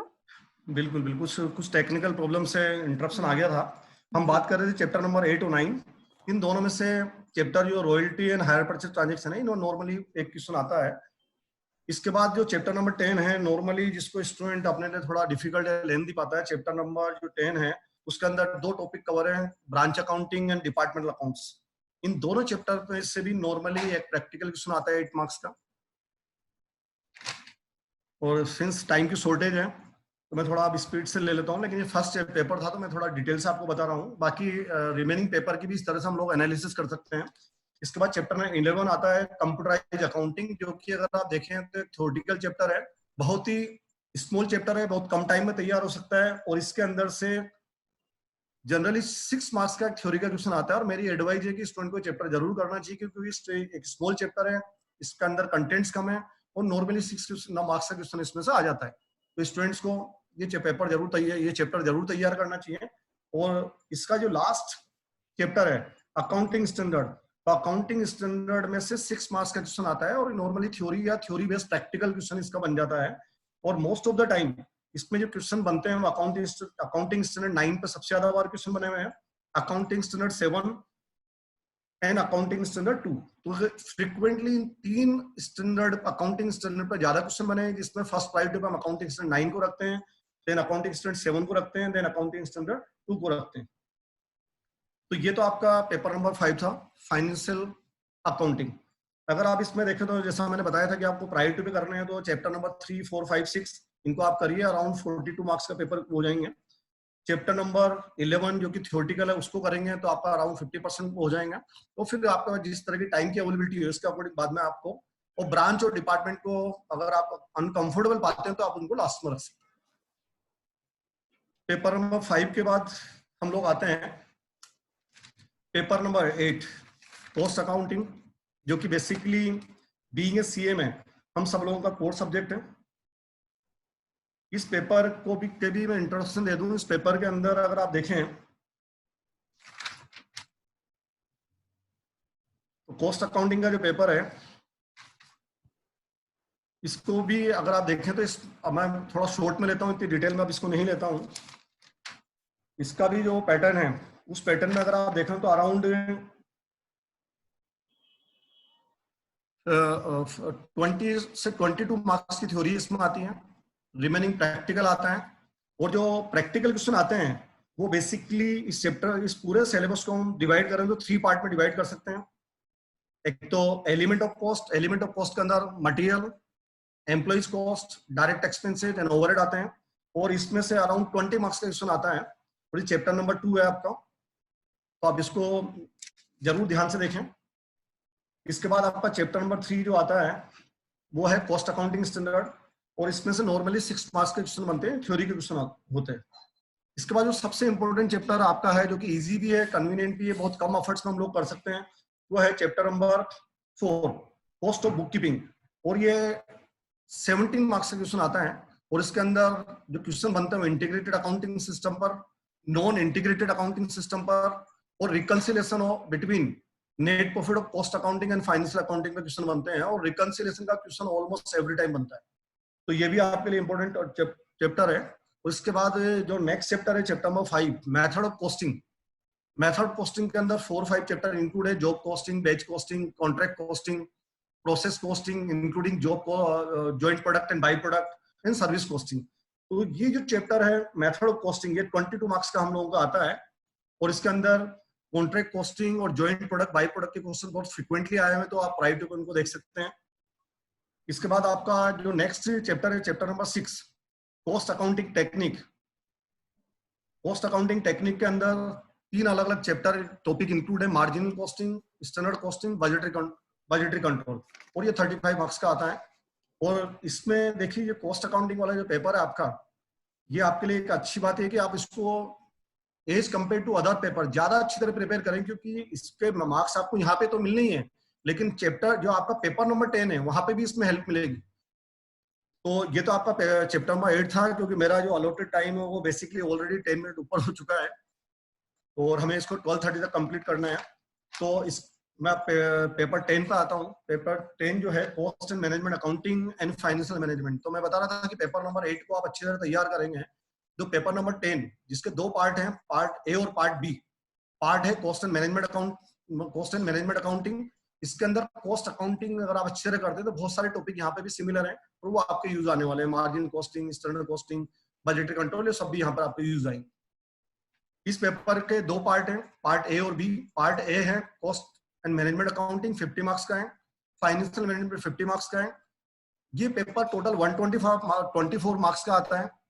दोनों जो पार्ट ए और पार्ट बी है, इसके अंदर फर्स्ट क्वेश्चन 14 मार्क्स का एमसीक्यू आता है जो कि कंपलसरी है। कॉस्ट एंड मैनेजमेंट अकाउंटिंग के अंदर भी फर्स्ट क्वेश्चन एमसीक्यू का है जो कि कंपलसरी है। फाइनेंशियल मैनेजमेंट के अंदर भी फर्स्ट क्वेश्चन एमसीक्यू का है जो कंपलसरी है 14 मार्क्स का। इसके बाद 12 मार्क्स के 4 क्वेश्चन आते हैं पार्ट ए और बी दोनों में। लेकिन जो 4 क्वेश्चन है उसमें आपको करने हैं 3 क्वेश्चन अटेम्प्ट करने हैं, यानी फर्स्ट कंपलसरी क्वेश्चन के बाद जो रिमेनिंग 4 क्वेश्चन है पार्ट ए के अंदर, उसमें आपको 4 में से 3 क्वेश्चन करने हैं। पार्ट बी के अंदर भी जो फर्स्ट कंपलसरी क्वेश्चन है एमसीक्यू का, उसके अलावा जो 4 क्वेश्चन उनमें से आपको 3 क्वेश्चन करने हैं, यानी आपको पूरे पेपर में 24 मार्क्स की चॉइस मिल जाती है। और ये आपके लिए कंफर्ट जोन है कि किसी प्रॉब्लम को वहां पर देखिए हमें लगता है डिफिकल्ट नहीं आता है, तो आप उसको डेलिबरेटली छोड़ सकते हैं और आपके मार्क्स पे भी कोई इम्पैक्ट नहीं आएगा। तो ये बेसिकली आपका पेपर नंबर 10 था। तो इंटरमीडिएट के 3 पेपर थे। मैंने फर्स्ट पेपर आपको पूरी डिटेल से बताया। सेकंड चैप्टर की एक मैंने बहुत ब्रीफ थोड़ी एनालिसिस आपको बताई, बट इस तरह की एनालिसिस आप खुद भी कर सकते हैं। बट मेरा मानना है कि अब आपका रिवीजन का टाइम चल रहा है, तो आप रिवीजन के लिए जो हर पैटर्न के एक क्वेश्चन को मार्क करके फिर आप रिवीजन में उनको लें। And time is running out. तो यही चीज अब मैं फाइनल के पेपर नंबर 15 पे आता हूं मैं। तो पेपर नंबर 15 है फाइनल का। Strategic cost management decision making. इसमें सिर्फ मैं आपको 3 और 4 मिनट लूंगा। इस पेपर को अगर आप अपनी परफॉर्मेंस इंप्रूव करना चाहते हैं तो इसके अंदर एक क्वांटिटेटिव टेक्निक का पार्ट आता है जो कि अराउंड 30 से 35 मार्क्स का आता है, जिसके अंदर आपका assignment, transportation, linear programming, CPM, PERT, ये आपका आता है। और ये सारे बेसिकली आपकी क्वांटिटेटिव टेक्निक्स हैं, स्टैटिस्टिकल टेक्निक्स हैं, और इन पे 30 से 35 मार्क्स का पेपर नॉर्मली बनता है। और इनको आप बहुत कम एफर्ट्स में इस पार्ट को तैयार कर सकते हो। और सबसे अच्छी बात है कि इस पार्ट के अंदर बहुत ज्यादा वैरायटी के क्वेश्चन नहीं बनते। तो आप अपनी परफॉर्मेंस इंप्रूव करने के लिए पेपर नंबर 15 में ये वाला पार्ट जरूर करें। इसके अलावा इस पेपर में भी अराउंड 20 मार्क्स की थ्योरी आती है, तो थ्योरी वाला पार्ट आप जरूर करें। ठीक है, थ्योरी वाला मार्क्स जरूरी करना है इसलिए क्योंकि प्रैक्टिकल क्वेश्चन में कभी डाउट आया है तो हो सकता है कि हमारे मार्क्स बहुत कम हो सकते हैं। लेकिन थ्योरी वाला पार्ट अगर कहीं भी इस तरह की प्रॉब्लम आ जाए तो हम बेसिकली उसको करके एक अच्छे मार्क्स स्कोर कर सकते हैं। तो आप इन 2 बातों को ध्यान रखें कि थ्योरी का पार्ट जरूर करें, क्वांटिटी टेक्निक वाला पार्ट जरूर करें। इसके अलावा आपने इंटरमीडिएट में जो भी फाइनल के स्टूडेंट है वहां पर आपने मार्जिनल कॉस्टिंग भी की होगी, स्टैंडर्ड कॉस्टिंग भी की होगी। वो पार्ट यहाँ पर भी इस पेपर में आपके पास है। ट्रांसफर प्राइजिंग भी आपके पास है, तो वो भी आपके लिए स्कोरिंग पार्ट है यहाँ पर। अब since time is running out, मतलब हम बात तो और भी करना चाहते थे बट समय की अपनी सीमा है। ठीक है, और अंत में मैं यही बोलना चाहूंगा कि आप अपने रास्ते खुद बनाइए, क्योंकि आपको आपसे बेहतर कोई नहीं जानता। Thank you very much. Thank you sir. I think students लोग को रियली आपके सारे एडवाइजेस बहुत हेल्प करेंगे एग्जाम्स के दौरान। Yes, we do have a time crunch, otherwise मतलब आई गेस इस टाइम पे शायद बच्चों को यही सब चीजें सुनना है, बिकॉज एग्जाम की तैयारी करनी है, मॉरल बहुत डाउन होगा। लेकिन some ways some steps to be taken at this time जो कि सही हो उनको, so that they will crack the exam positively. So moving ahead to our next speaker, CMA Swapnil Bhandari sir. He's a practicing chartered accountant from last 17 years, and he is a FCA, CMA, DISA ICAI, CS Inter, insolvency professional and registered valuer. His main area of practice is SEBI compliance. He is also an internal auditor for various firms. Today, he will be giving his expert advices on papers like auditing, corporate laws, direct taxation, and indirect taxation. Yes, sir. Over to you. Thank you, Purnima ma'am. Thank you, Team Jaipur chapter, for giving me this opportunity. I think my video is not there. Yes, sir. We can't see you. Can you see me? No, sir. We can't. Okay. Yes.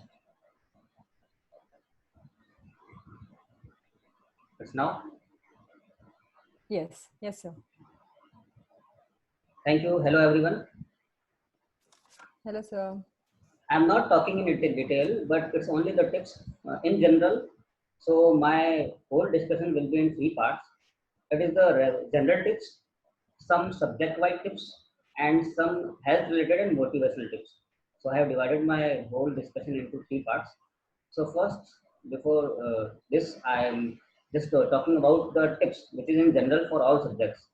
So let me just sharing my screen.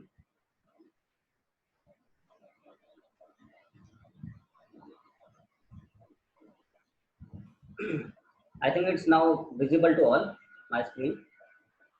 Yes, sir. Yeah, the first general tip is all subjects को आप daily पढ़ें, उसमें कोई partiality ना रखें. If you are appearing in both subjects then also, and if you are appearing in one group then also.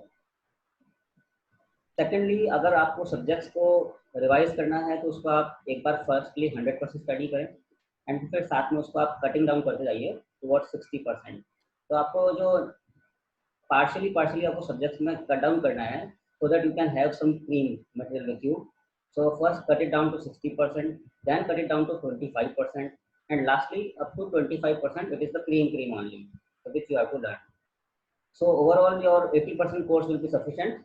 If it is 80%, then you can score very well, because the rest 20% is purely, you can say subjective or you can say repeated. So इसको आप avoid कर सकते हैं, but एक बार आपको 100% study तो करना ही पड़ेगा. नेक्स्टली स्कैनर आपके लिए बहुत इंपॉर्टेंट चीज़ है, जो कि एक मैं कहूँगा रामबाण औषधि है, क्योंकि उसमें पिछले 5-7 अटेम्प्ट्स के क्वेश्चंस आते हैं. उसमें आपको जो 4 चीज़ें देखने को मिलेंगी, जिसको मैंने पॉइंट नंबर 5 में रखा है, that is frequency of the question, weightage of marks, priority आपको सेट करना है टुवर्ड्स द टॉपिक, और उसमें टाइम ड्यूरेशन आपको कितने दिन देने हैं उसमें, दैट इज ऑल. साथ में एक आपको छोटा सा मैंने टेबल रेडी किया है, टाइम मैनेजमेंट शेड्यूल. अगर आप उसको देख सकते हो तो उसमें टोटल 6 टॉपिक्स हैं, जैसे सीरियल नंबर, उसमें सब्जेक्ट का टॉपिक है. ये आपको हेल्प करेगा कि आपका कोई टाइम एक्स्ट्रा लग रहा है किसी सब्जेक्ट में या कम लग रहा है, कम ज़्यादा, उसका डेविएशन आपको नोट करना है, सो दैट आप उसको मेकअप कर सकें for the next day. So that is serial number, that is subject topic for every subject. Standard hours कितने उसमें चाहिए हैं और आपने एक्चुअल आवर्स कितने अभी लगाए हैं. अगर कोई डेविएशन है तो आप डेविएशन का उसमें ध्यान रखें, और लास्ट में अगर डेविएशन ओवरऑल हो रहा है तो उसका रेमेडी तैयार करें. Now coming to individual subject wise tips, the 2 parts are there, that is taxation, direct and indirect. Direct taxation, that is inter group 1 paper 3 and inter group 2 paper 3, and final indirect taxation paper 3 and final group 2 group 4, that is group 2 paper 2. Some points are there to read it overall. आप amendments पर थोड़ा ज़्यादा ध्यान दें, because I think 40% paper जो है it is coming out of amendments as recently introduce as per relevant finance act. तो आप उस पर अमेंडमेंट्स पर थोड़ा ज़्यादा ध्यान दें, फोकस करें. एक साथ में इसमें सेक्शन नंबर का थोड़ा सा ज़्यादा ट्रस्ट रहता है, इंपॉर्टेंट सेक्शन नंबर, उसके name and provisions, which is supported by practical illustrations. तो थोड़ा सा उस पर कंसंट्रेट करें. सब्जेक्ट का कवरेज बहुत ज़्यादा वाइड है एट इंटरमीडिएट लेवल पे, अगर हम बात करें टैक्सेशन की. So please take extra precaution for head wise. 5 heads are there for income tax, but at final level planning is required, because final level में expert knowledge की जरूरत है.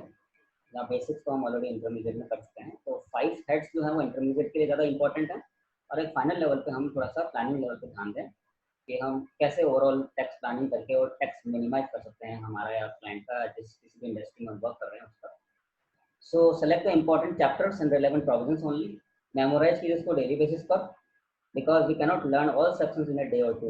It is a continuous process. मेरा कहने का मतलब ये है, चैप्टर्स का जो इंपॉर्टेंट सेक्शंस हैं हर पर्टिकुलर चैप्टर के प्रोविजंस, उसको आप डेली बेसिस पर रेडी करके याद करें. सारे सेक्शंस हम एक ही दिन में नहीं कर सकते हैं, इसीलिए. और अगर उसको करने के लिए आपको एक छोटा सा टिप दे रहा हूँ, इंपॉर्टेंट सेक्शंस को आप नोटबुक में कंसाइज मैनर में रेडी कर लें, सो दैट आपको हेल्प करेगा वो रिवाइज करने में. So please depend on 5 heads of income, that is salary, house property, business profession, capital gain, and income from other sources, which are main 5 heads of income. And do not go into detail of return filing and appeal provisions, because वो at final level ज़्यादा important है. I already told that final level पे ज़्यादा काम आएंगे, because of planning के parts भी हैं. So at intermediate level 5 heads, and for final level appeal and return filing provisions are there. So this is all about taxation. अगर हम company law के लिए हम बात करते हैं, this is foundation paper number 3, also intermediate group 1 paper number 2, and final group 3 paper number 1. So I am covering whole scenario, foundation, intermediate and final. Importantly इसमें आप 100 सेक्शंस को सेलेक्ट कर लीजिए, इसमें particularly for meetings, directors and auditors appointment and removal, काफ़ी सारे sections इसमें attach हैं. इसको याद करने के लिए आप 5 सेक्शंस को डेली याद कीजिए. सेक्शन नंबर और उसके नेम एंड प्रोविजंस एक नोटबुक में लिख लीजिए. I'm just repeating section number, name of that section and provisions. इसमें जो brief डिटेल है वो आप brief डिस्कशन वो आप एक कॉपी में अलग से कर लें। और जो 100 सेक्शंस मैंने आपको भी पॉइंट नंबर 1 में बताए हैं, उसके लिए आप डेली 5 सेक्शंस करें तो आपको 20 डेज में कवर अप कर देगा। सो 100 सेक्शंस को आप पहले सेलेक्ट करें, तो इसको नोट डाउन करें और एवरी डे 5 सेक्शंस करेंगे तो 20 डेज में आपको वो 100 न्यू सेक्शंस मिल जाएंगे which will be covering your subjects major। The third point is आप रिवर्स अप्रोच भी करें, क्योंकि होता क्या एग्जाम में सेक्शन नंबर से नेम एंड प्रोविजंस काफी बार कम आते हैं, कई बार सेक्शन हेडिंग से सेक्शन नंबर आते हैं, तो वो आपका इसमें इंप्रूव होगा। एक्चुअली आपको करना दोनों साइड से है, वाइस वर्सा। फोर्थ में रहेगा आपका प्रेजेंटेशन स्किल्स, कि आंसर को आप कैसे प्रेजेंट कर पाते हैं। सो अगर आपको प्रेजेंटेशन को इम्प्रूव करना है तो आप क्वेश्चंस को इम्प्रूव कीजिए, that is to read the question carefully. पहले आप क्वेश्चन को ढंग से पढ़िए। Make sure about what is asked in the question, question में क्या पूछा जा रहा है आप उस पर ध्यान दीजिए। पहले क्वेश्चंस पढ़िए, ध्यान दीजिए क्या पूछा जा रहा है, या देखिए think the answer before you start writing. आप सोचिए पहले कि आप क्या बोल रहे हैं, क्या लिखना चाह रहे हैं, और पॉइंट्स में लिखिए उसको, क्योंकि पॉइंट्स में लिखेंगे तो आपको फायदा रहेगा मार्किंग में, स्कोर करने में। So start the answer with section number if you remember only. मैंने ब्रैकेट में उसको डाला if you remember only, that means if the question if the section number is correct then only you have to mention, otherwise it will give negative impression. So उसको आप ना करें। Then provisions in brief, तो section number quote करें if it is correct, then provisions in brief डालें और उसको support करें केस लॉ से if it is required in question, if it is required in question in detail then only apply that case law in present question. उसको आप अपने present question से link up करें और फिर लास्ट में कंक्लूजन डालना ना भूलें। Write the conclusion with special comment, कि आप उस सेक्शन नंबर से जो केस लॉ को रेफर करते हुए जो आपको आप देखिए ये है वो आपके केस लॉ को समझते हुए कैसे also to follow this writing business. तो आपको ये भरने की लगा कि बैठे जो लगा क्लास में तो कंप्लीट हो गया आप लगा तो आप में अब मैं थर्ड सब मानूं दैट ये क्योंकि ऑलमोस्ट लोग कर रहे हैं तो राइटिंग पॉइंट्स को एक्सपेक्ट अपने शॉर्ट नोट्स में और उसको ट्रेंड रखें, उसमें टाइप्स क्या है हो सकता है कि क्लिनिकल लाइन का क्वेश्चन बड़ा तो मेरा थॉट है कि ऑडिटिंग मोस्टली नहीं लैंग्वेज के बारे में काफी ज्यादा इंपॉर्टेंट है। इंपॉर्टेंट हो सकता है डबल है तो टेबल अलग से चलाने थोड़ी फैमिली है बड़ा वैल्यूज है उसका प्रैक्टिकल एग्जांपल और मतलब कि इंटरव्यू कर जाएगा दैट इज कैसे वो अपना इसको वर्ड सेकंड प्रैक्टिकल नंबर में अपने तरीके से ऑडिटिंग और सोशल चीज है हम लोग सेक्शन काफी में रिलेवेंट है तो उनका बड़ा किसी डिपार्टमेंट में उनको रखते जैसे कि मैनेजमेंट अकाउंटिंग सब्जेक्ट है उसमें सब है उस सब्जेक्ट को स्टूडेंट के लिए आई सम दिस इज द फर्स्ट इस समझ से तक प्रायोरिटी आता है देन सेकंड टर्म्स में इसमें मोस्टली उस पर्टिकुलर सारी इश्यूज कवर होते हैं। प्रॉब्लम ऐसी है जैसे सारे मेजर इसको आप 2 से 3 बार अपने हैंड से बाय हैंड्स करें, खुद के हाथों से करें, पेपर पे खुद सॉल्व करें बिना देखे, तो आपको कॉन्फिडेंस है कि हम न्यूमेरिकल पेपर्स में इसे 100% करते हैं तो नए क्वेश्चन के बन होते हैं तो 30% क्वेश्चन करते हैं तो पेपर में छूट गई तो वहां पर क्वेश्चन आंसर भी डिफरेंट और पता है कैसे टू अंडरस्टैंड करना है तो फार्मूला को बनाएंगे अलग से उसमें सारे इंपॉर्टेंट होंगे शॉर्ट बुक टाइप नहीं बनेगी बिकॉज़ रेशो ऑफ न्यूमेरिकल 70 का सब्जेक्ट में भी आप थ्योरेटिकल क्वेश्चन कर सकते हैं। एक बार मैंने देखा है कि 70-30 रेशो रहता है, सभी students good at theoretical part हैं उनको आपको उसमें भी अगर आपको सोच करना है there are part 1 you can understand the second subject note है मोटिवेशन टाइप की चीजें रहेंगी देन टाइम आता है एग्जामिनेशन से 10 मिनट अब अगली में कैसा टॉपिक तो फाइंड इज कुछ करने होंगे व्हाट आर द थॉट्स तो उसको आप प्रोसेस इनको कैसे आपको निकल करना है। आई थिंक नाइट का टाइम है आप डिनर से लेके 9 बजे करते हैं और 2 बजे कर लेते हैं तो 5 घंटे को ट्रांसफर कर लेंगे तो एक बड़े पॉलिटिकल टॉप अगर आपको टाइम में है इसलिए तो लागू कुछ लोग आपको पढ़ना है also okay मेरी और फंडामेंटल 11 साइंस नो देन 12 और 10 तो also want to relax कर क्या डेली अपना स्टडी कंप्लीट करें जिसका मैं जानने की कोशिश कर रहे हैं तो देन कंपलसरी फॉर अदरवाइज लिखने का specially take a well time according to your time budget and you can satisfy राह स्टडी तो ये असली बात है कॉन्टेक्ट यू आर ओके तो आगे लिंक बनाएगा और एक सब करें तो हम लिख के लिए से भी आगे जाते हैं आई एम मोर देन बताना भी इंपॉर्टेंट है तो टाइम पर करना पड़ेगा तो आपके फोन है वो थोड़ा सा मिलेगा तो अपना करें और इंपॉर्टेंट सेक्शन पर है तो आपको उसमें प्लग या काम करने पड़े हैं उसकी कई चीजें अगर वेट कर रहे हो पेपर में लिखा हुआ है मैं फॉर्म लगाएगा और एक इंपॉर्टेंट चीज है कि अदरवाइज मैं फॉल इनटू कवर टाइम जो फ्रेंड है तो पर्सन है उसको अवेलेबल नहीं करवा रहा है इंपॉर्टेंट है कि अभी टाइम का रिक्वायर्ड ज्यादा इजी है कंट्रोल ना करें इस तरह की अब एक फिटनेस की कमी अगर मान लो आपकी ज्यादा पढ़ाई आपका पूरी होनी चाहिए 8 घंटे की तो रिलैक्स करो लाइफ है तो आप होंगे तो आप वापस स्टडी करिए और 8 घंटे नहीं हो गया तो टाइम दूसरा थोड़ा लोग तो मॉर्निंग टाइम तो 10 मिनट नाइट में अगर तो आधा घंटे आफ्टर ना बोलिए माइंड वाली रिक्वायर्ड सो नाइट में अच्छा कीजिए होता है उससे तो अगर आपको समझना है तो जाने इम्पोर्टेंट चीज योगा वगैरह क्या करते हैं इसमें वो कंसंट्रेशन आप करके है मेमोरी मेमोरी का अपग्रेड आप करें फॉर एग्जांपल आज आपको क्या पढ़ना देता है आपको क्या याद है तो वंस मिनट आपको ध्यान देगा कि आपको कितना याद है कि आज का पढ़ा मेमोरी टेक्निक्स का यूज करते हैं तो गुड बुक्स पढ़ते हैं बहुत इंपॉर्टेंट है आपको मेमोरी कितना रहता है दैट इज क्योंकि ये आपको डिफरेंट एक्टिविटीज आता है रियल एग्जाम करने के लिए बहुत अर्जेंट टाइम में से राउंड जहां है तो मैं मेरे को यूज करता हूं मटेरियल ओरिएंटेड तो उसका देखें हमें उसे यूज करें रिलेटेड आपको जो भी स्टडी के लिए है तो आप करते हैं उसका क्वेश्चन करते हैं पर्टिकुलरली अगर है तो आप बोल सकते हैं हेलो